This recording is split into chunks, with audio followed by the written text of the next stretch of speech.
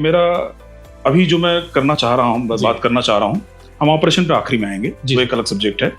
हम बात कर रहे हैं पेशेंट को कब डॉक्टर के पास जाना चाहिए।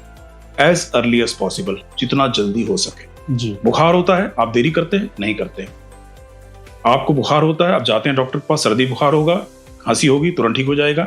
निमोनिया होगा तो आपको एडमिट भी करना पड़ सकता है। तो जितना जल्दी डायग्नोसिस उतना जल्दी इलाज।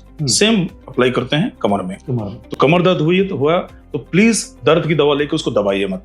मेरा आपसे निवेदन है, कमर दर्द को प्लीज मत दबाइए, क्योंकि वो आगे बढ़कर आपको परेशान कर सकता है।